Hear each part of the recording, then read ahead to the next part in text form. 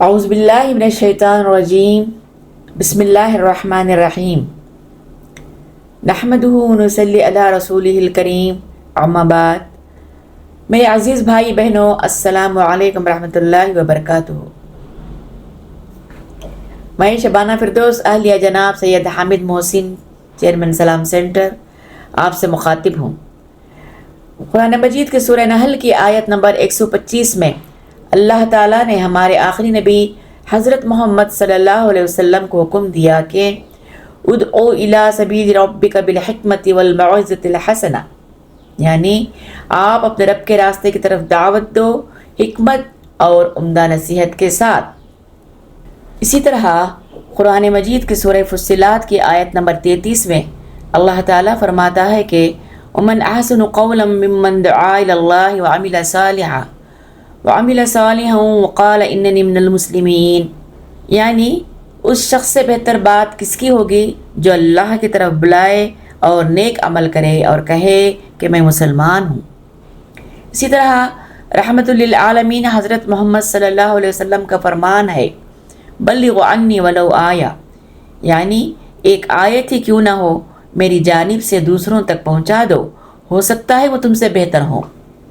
لہٰذا صحابہ کرام رضی اللہ تعالیٰ عنہ نے اللہ اور اس کے رسول صلی اللہ علیہ وسلم کے اس حکم کو اپنا مشن بنا لیا اور اسے پوری دنیا میں پھیلا دیا، اور اسی طرح اللہ اور اس کے رسول صلی اللہ علیہ وسلم کے حکم کی تعمیل کرتے ہوئے میں اور میرے شوہر نے بھی اپنا مشن بنا لیا، الحمدللہ۔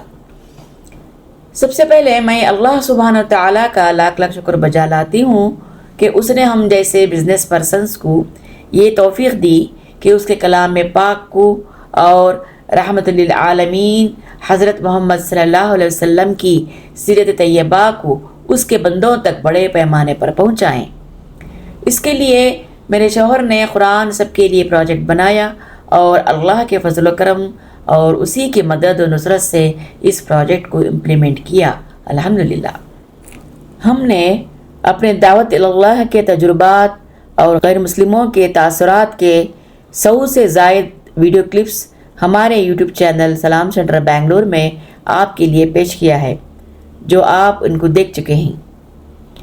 دعوت اللہ کے ان ویڈیو کلپس کو پیش کرنے کا مقصد یہ نہیں ہے کہ سلام سینٹر نے یا میرے شوہر نے جو کارنامے انجام دیے ہیں انہیں دکھا کے واہ واہ لوٹے، بلکہ اس کا مقصد یہ ہے کہ امت مسلمہ میں دعوت اللہ کے اس عظیم کام کو کرنے کے لیے انسپریشن پیدا ہو، اور یہ بتایا جائے کہ موجودہ پرفتن دور میں بھی دعوت اللہ کی کتنی اہمیت و ضرورت ہے۔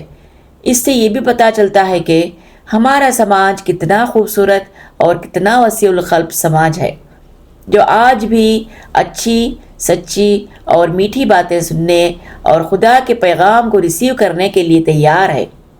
شرط یہ ہے کہ ہم دوسروں کی نجات کی فکر، تڑپ اور اخلاص کے ساتھ دین حق کو پیش کرنے کی کوشش کریں۔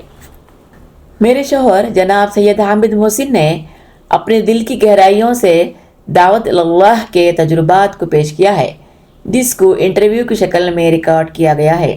مثلاً قرآن پروجیکٹ شروع کرنے کا خیال کیسے آیا، اس کے لیے آپ نے کس طرح تدابیر اختیار کی، اور دعوتی کام کے دوران چیلنجز کیا کیا پیش آئے، جیسے پولیس ڈپارٹمنٹ میں، جوڈیشیری میں، کتب میلوں میں اور دیگر مقامات پر قرآن تقسیم کیا گیا تو اس وقت جو مشکلات پیش آئے ان کا کس طرح سے سامنا کیا۔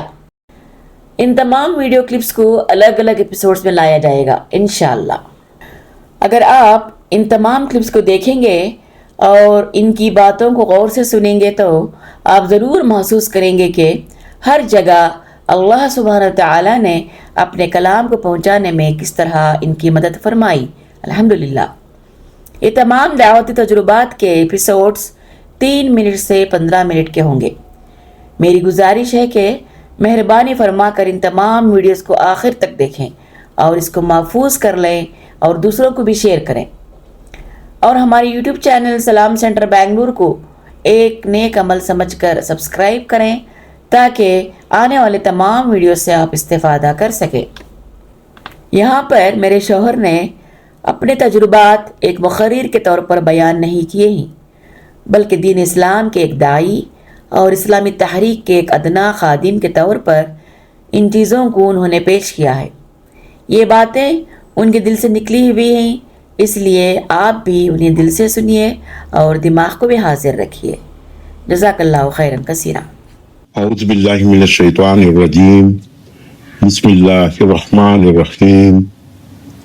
سب سے پہلے میں اللہ سبحانہ تعالیٰ کا لاکھ لاکھ شکر بجا لاتا ہوں اور اس کے آگے سجدہ ریز ہوں کہ اسی کی خاص توفیق اور فضل و کرم سے قرآن سب کے لیے پروجیکٹ 2008 میں بنایا اور اس کو نئے انداز میں اپنی محدود صلاحیتوں اور اپنی استطاعت کے مطابق عملی جامہ پہنانے کی بھرپور کوشش کی۔